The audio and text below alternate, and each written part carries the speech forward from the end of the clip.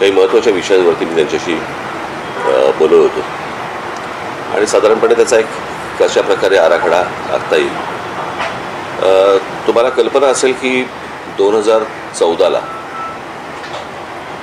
मी एक ॲस्थेटिक या विषयावरती मी एक 16 मिनिटाची डॉक्युमेंटरी केली होती, जी आजही यूट्यूबवरती आहे. ती आता मी इतर भाषांमध्ये पण करतो आहे. ती आता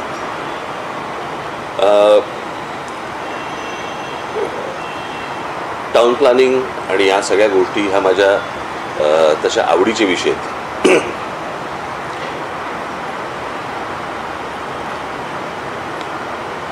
एक स्कॉटिश,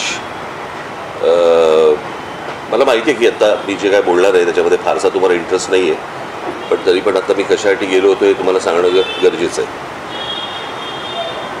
कारण याच्यामध्ये तुम्हाला दुसरीकडे कोणाकडे तरी जाऊन तुम्हाला काय वाटतं असं होणार नाही तुमचं. त्याच्यामुळे तुम्हाला आता या विषयामध्ये किती इंटरेस्ट असेल मला माहिती नाही. एक फार चांगलं वाक्य आहे त्या एका स्कॉटिश साहित्यिकाचं,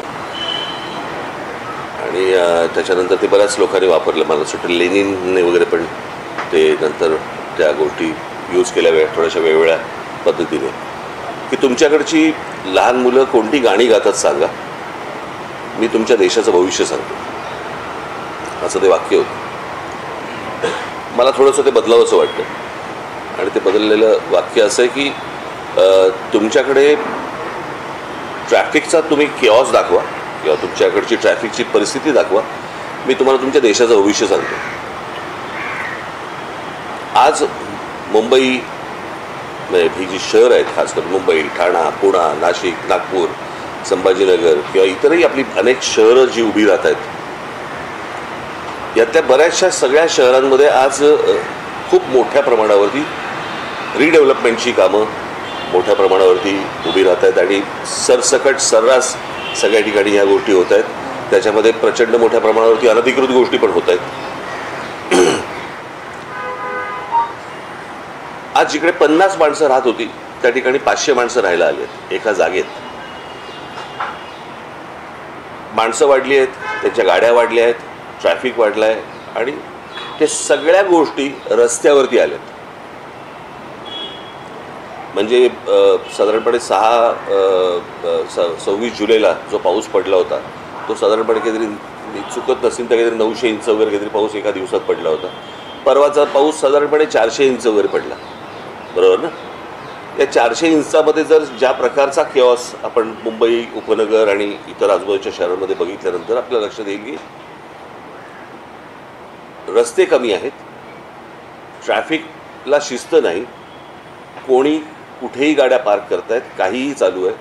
आणि अशा परिस्थितीमध्ये ह्याचं जर उत्तर आत्ता सापडलं नाही किंवा ह्याच्यावरती जर समजा आत्ता काम नाही केलं राज्य सरकारने, काय झालं आहे, आपण कबुतरं, हत्ती आणि इतर गोष्टींमध्ये आपण इतके अडकलो आहे की ह्या ज्या मूलभूत समस्या ज्या आहेत याच्याकडे कोणाचंच लक्ष नाही. म्हणजे लोकांना गाड्या पार्क करण्यासाठी म्हणून ज्या पार्किंग लॉट जे उभे करायला पाहिजेत सरकारकडनं किंवा महानगरपालिकेकडनं, काही केलेत नाही अशाला भागणे, पण लोक तिकडे जात नाहीत. मला असं वाटतं की या ठिकाणी लोकांनी गाड्या पार्क करणं, जिथे पार्किंग नसेल तिकडे, आणि या प्रकारची एक शिस्त लावणं गरजेचं आहे. अनेक ठिकाणी जे आज बाहेरच्या राज्यांमधनं लोक आलेत, बाहेरच्या प्रदेशामधनं लोक आलेत, जे आज ओला आणि इतर टॅक्स्या आणि रिक्षा आणि सगळ्या गाड्या चालवत आहेत, त्यांना माहितीच नाही आहे या शहरांमध्ये काय प्रकारची सिस्टीम असली पाहिजे, कुठे गाड्या पार्क केल्या पाहिजेत, कुठे लावल्या पाहिजेत. डबल पार्किंग करत असतात, नो पार्किंगमध्ये लावत असतात, कुठेही लावत असतात. आणि त्या दृष्टिकोनातनं मी एक छोटासा आराखडा आज मी मुख्यमंत्र्यांना दिला. त्या प्रकारे आत्ता तिथे मुंबई पोलीस कमिशनर, त्याच्यानंतर मला असं वाटतं ट्रॅफिकचे